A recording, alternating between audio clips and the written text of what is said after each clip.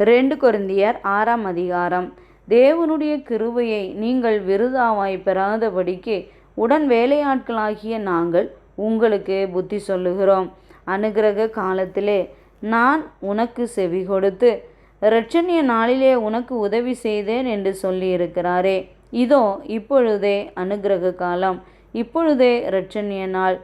இந்த ஊழியம் குற்றப்படாதபடிக்கு நாங்கள் யாதொன்றிலும் இடறல் உண்டாக்காமல் எவ்விதத்தினாலேயும் எங்களை தேவ ஊழியக்காரராக விளங்க பண்ணுகிறோம்.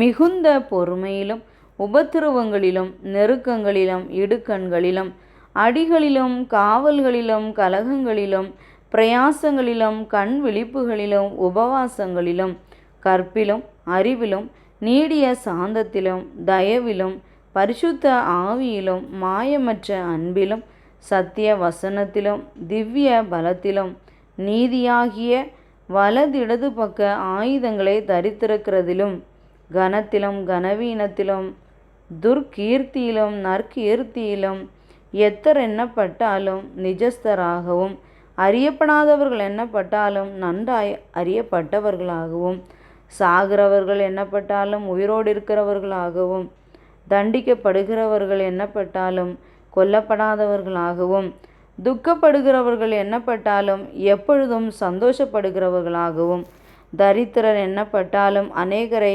ஐஸ்வர்யவான்கள் ஆக்கிறவர்களாகவும் ஒன்றுமில்லாதவர்கள் எண்ணப்பட்டாலும் சகலையும் உடையவர்களாகவும் எங்களை விளங்க பண்ணுகிறோம். கொரிந்தியரே, எங்கள் வாய் உங்களோட பேச திறந்திருக்கிறது, எங்கள் இருதயம் பூரித்திருக்கிறது, எங்கள் உள்ளம் உங்களை குறித்து நெருக்கமடையவில்லை, உங்கள் உள்ளமே எங்களை குறித்து நெருக்கமடைந்திருக்கிறது.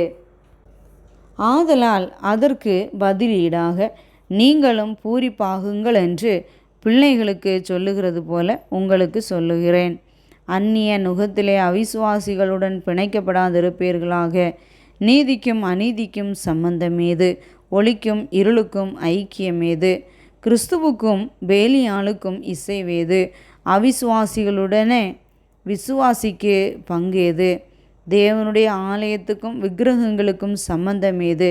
நான் அவர்களுக்குள்ளே வாசம் பண்ணி அவர்களுக்குள்ளே உலாவி அவர்கள் தேவனாயிருப்பேன், அவர்கள் என் ஜனங்களாயிருப்பார்கள் என்று தேவன் சொன்னபடி நீங்கள் ஜீவனுள்ள தேவனுடைய ஆலயமாயிருக்கிறீர்களே. ஆனபடியால் நீங்கள் அவர்கள் நடுவிலிருந்து புறப்பட்டு பிரிந்து போய் அசுத்தமானதை தொடாதிருங்கள் என்று கர்த்தர் சொல்லுகிறார்.